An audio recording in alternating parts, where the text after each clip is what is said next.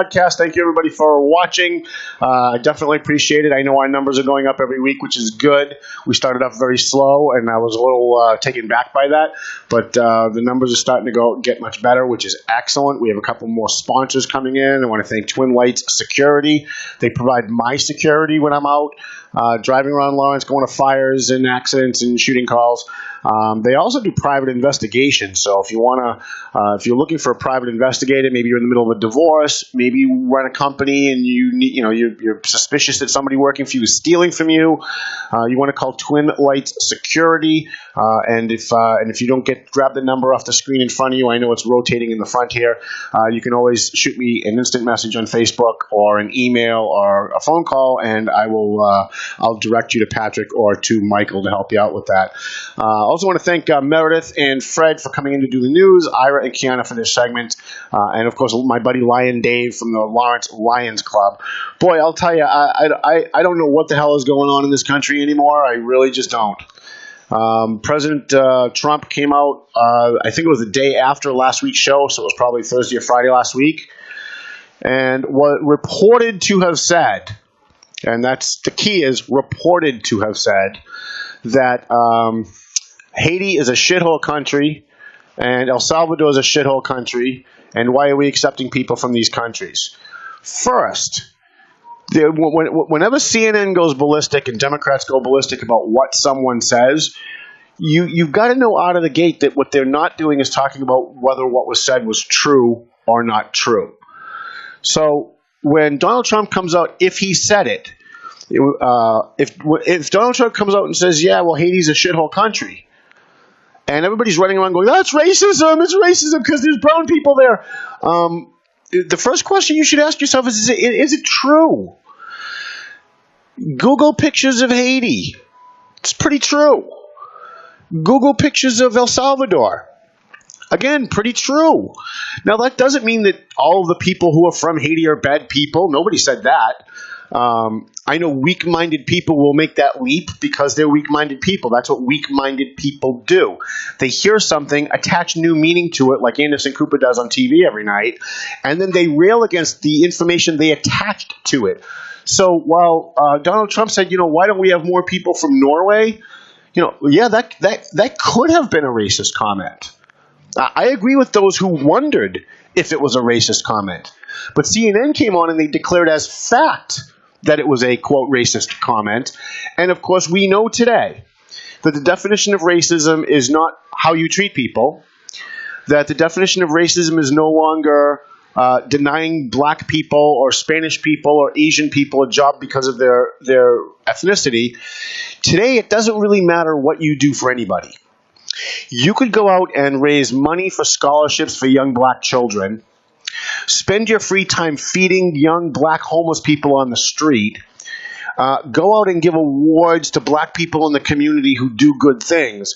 But the minute you say something that makes a sissy white liberal who's self-loathing and they hate their whiteness, as soon as you say something that makes them feel queasy, that makes them feel guilty about 400 years of racism and oppression, suddenly everything you did means nothing and you're a racist. Well, I'm here to tell you that we need to have a little bit more pushback on that from people who can think for themselves. Because the fact is, I get called a racist daily on Facebook. And I think there's one idiot on Facebook, Kevin Bowe from Newburyport, comes on and he's attacking me on Facebook over the last couple of days that I'm a racist. And so, I don't like to brag. I don't. I like to promote other people. I like to give other people credit for stuff. And I said to him, so I guess the content of my character doesn't matter. I guess it doesn't matter what I do in the world. I said something that made you feel guilty about being white somehow, and the content of my character completely gets negated. Anything that I've done in my life has completely been negated, and suddenly I'm a racist. And it really made me think a lot about what we call racism today and what we used to call racism. See, I was raised in a household. I was in a police household. We were raised to believe that you should be colorblind, that you should treat each individual as an individual, not based on the color of their skin, good or bad.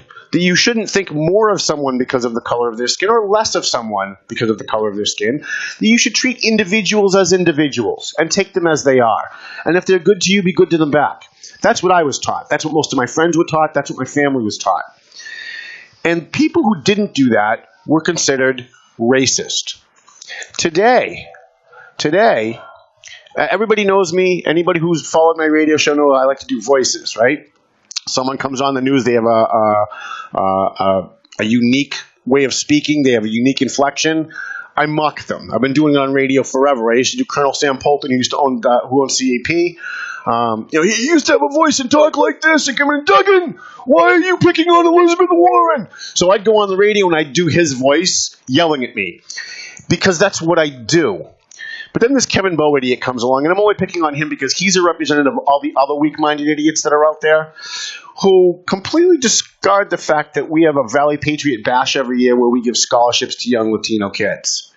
Completely disregard the fact that we give awards to veterans. In fact, last year, a Latino got that award. Completely disregards the fact that I've recruited, and again, I'm not patting myself on the back, but I just want to put this in context. I recruited Marcos Devers to run for city council. I managed his campaign when he ran for state representative. I've endorsed Grisel Silva and Nilka Alvarez and Dan Rivera, all of whom are minorities. I don't know any members of the Klan doing that. And yet, all of that gets pushed aside because I was mocking the way a person was speaking. And because that person happened to be black, that somehow made me a racist. Well, I'm a little tired of it. I'm pretty sure most of the people that I know are pretty tired of it. But most people are afraid to say something because, newsflash, they don't want to be called a racist. I don't care if people call me a racist. I don't. I've been called a racist for the last 30 years. I have all these idiot, weak-minded people come on my Facebook page and say, Duggan's a racist because his father was murdered by a Latino. You try and sell that to anybody who's ever met me. Come to our annual bash every year when we give scholarships to Latino kids. See, I don't know any members of a neo-Nazi party who get together and have meetings and try and figure out how they can help minority kids get to college. I don't know any members of the Klan doing that. So, for those of you out there who have knee-jerk reactions to what people say, especially if you're a millennial, you've been taught that what makes someone a racist is what they say. And you've been lied to. Because what makes someone a racist is not what they say, it's what they do. And if you have somebody who refuses to hire somebody who's black because they're black, that's a racist. If you have somebody who doesn't do that but says things, tells a joke, says something insensitive, that's not what makes you a racist, Anderson Cooper, you moron. That's not what makes somebody a racist, Don Lemon, you idiot. By accusing people of racism based on what they say, you are completely dismissing real victims of racism. There are real people out there who are really being discriminated based on the color of their skin. And you minimize what they're dealing with when you attack people for what they say. Let's get back to Donald Trump for a minute. Donald Trump spent his life fighting for civil rights. Donald Trump was the first guy to allow Jews to golf at his golf club. He got awards from Jesse Jackson for helping African Americans. But because he says mean things, he must hate black people. He must be a racist. And think about the utter stupidity of the claims against Donald Trump. Let's just take Donald Trump as the perfect example. On the one hand, he's a secret spy for Vladimir Putin's communist Russia. Right? He's a communist. He's helping Vladimir Putin. We hear it every day on CNN. We read it in the Globe every day. He colluded with the Russians because he's a secret Russian spy and he's a communist. Yet, when Charlottesville happened, suddenly he wasn't a communist. Suddenly he was a right-wing fascist Nazi. Because you can't be both, by the way. You can't be a communist and a Nazi. They're two totally different things. They're opposing things. And yet in the same sentence, they can call Donald Trump a communist and then call him a fascist. And weak-minded people hear it and repeat it as if it's true.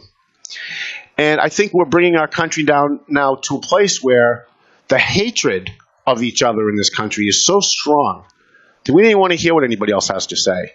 We're looking for that one little thing that they say so we can dismiss them as racists, so that we can dismiss everything that they have to say and we can attack their political views. Race and racism has now been weaponized. It's been weaponized by our colleges. It's been weaponized by CNN and the news media. And it's been weaponized by our public education system. And it's time, I think, for people to start fighting back. Now, I'm a white guy. I have views on racism. Every time we talk about racism on this show or in my newspaper, I get an email from some weak-minded idiot telling me that because I'm white, I shouldn't have an opinion on this. Well, that's kind of racist. Not for anything. When Kevin Bowe comes on my Facebook page and he starts talking about, quote, Negro slang, I couldn't believe I was watching a white guy on my page use the word Negro to describe white people. I mean, black people. At the same time, he's calling me a racist. This is what passes for racism today? Come on, people.